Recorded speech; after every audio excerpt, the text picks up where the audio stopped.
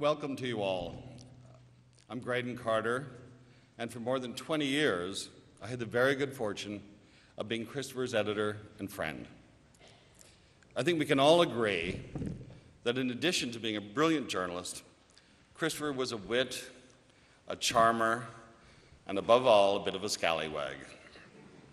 I think we can also agree that he was the beau ideal of the public intellectual. When he wrote for his readers. They felt they knew him, and they felt that he knew them. Christopher was a man of ferocious appetites for scotch, for cigarettes, and talk. That he had the output to equal what he consumed was the true miracle in the man. Christopher wrote often, constantly in fact, and right up to the end. And he wrote fast, frequently without benefit of a second draft or even corrections. You'd be hard-pressed to find a writer today who could match the volume of exquisitely crafted columns, dispatches, and books that he produced over 4 decades. He was an editor's dream, and he was a reader's dream. Despite the sorrow surrounding today's gathering, there is much to celebrate. There was, for instance, Christopher's bravery, not just in facing the illness that took him, but his courage in words and thought. He didn't mind landing outside the cozy cocoon of conventional liberal wisdom, the most notable example being his curious pro-war stance before the invasion of Iraq. We will celebrate his elevated but inclusive sense of humor, and for that legendary memory that held up even under the most liquid of late-night conditions. We will pay tribute to the people he left behind, particularly his wife Carol and his 3 children, Alexander, Sophia, and Antonia. To celebrate Christopher's monumental legacy, the hundreds of thousands of words he put on paper, we have speakers who were blessed in knowing him, both in friendship and in his work, 2 aspects of life that he was a master of.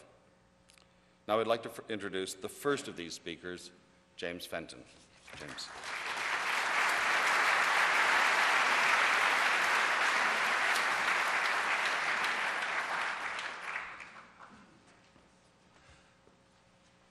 What would the dead want from us watching from their cave? Would they have us forever howling?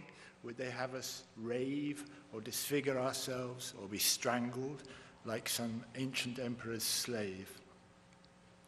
None of my dead friends were emperors with such exorbitant tastes, and none of them were so vengeful as to have all their friends waste quite away in sorrow, disfigured and defaced. I think the dead would want us to weep for what they have lost. I think that our luck in continuing is what would affect them most. But time would find them generous and less self-engrossed. And time would find them generous as they used to be. And what else would they want from us but an honored place in our memory, a favorite room, a hallowed chair, privilege and celebrity? And thus the dead might cease to grieve, and we might make amends, and there might be a pact between dead friends and living friends. What our dead friends would want from us would be such living friends.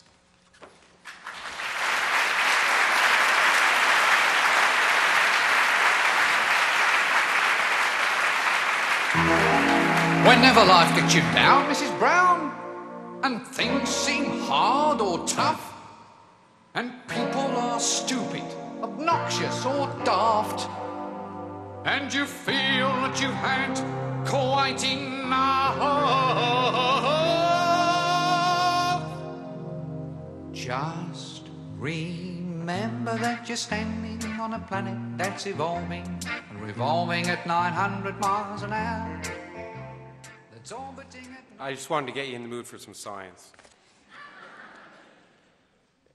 Every time I left Christopher and Carol's place, usually late at night and always drunk, I would stop outside and marvel and tell myself, I'm Christopher Hitchens' friend. What did I do to deserve that?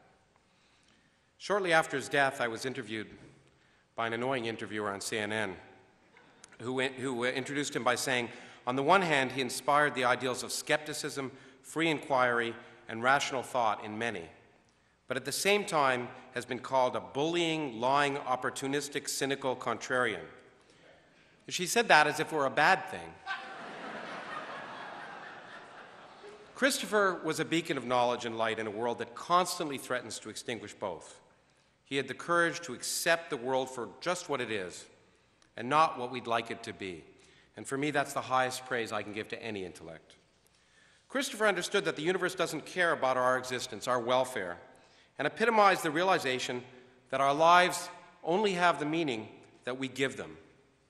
For him, this came through the credo that guided his life, the courageous defense of the simple proposition that skepticism, rather than credulity, is the highest principle the human intellect can use to ennoble our existence.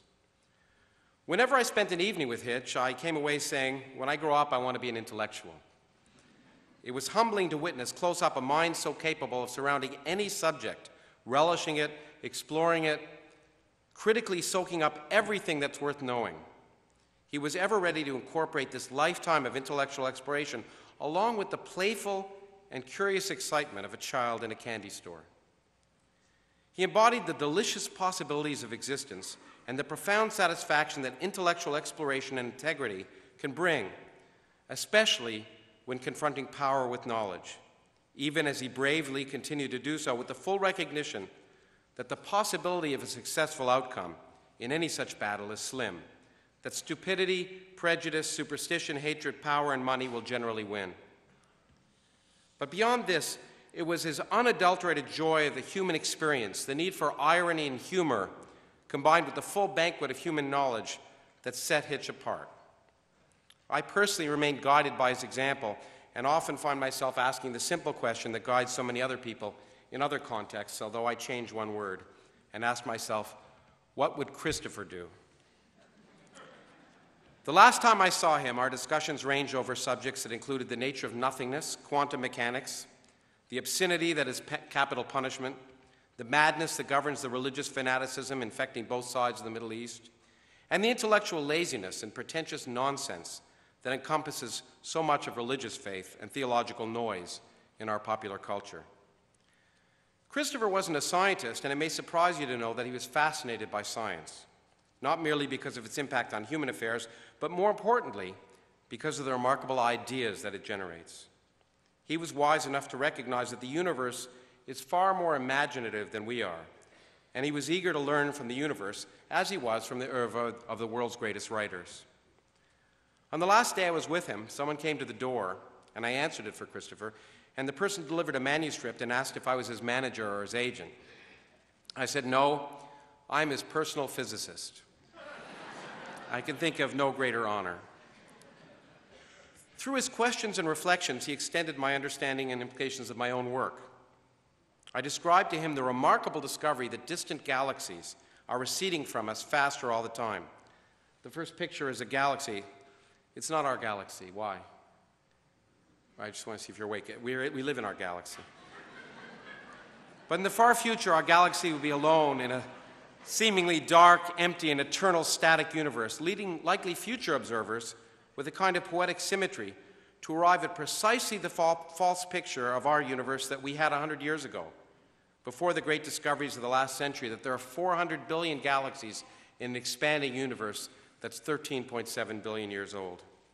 In return, as a result, he pointed out to me an argument that I adopted in my last book, for which he was writing the foreword before he became too ill.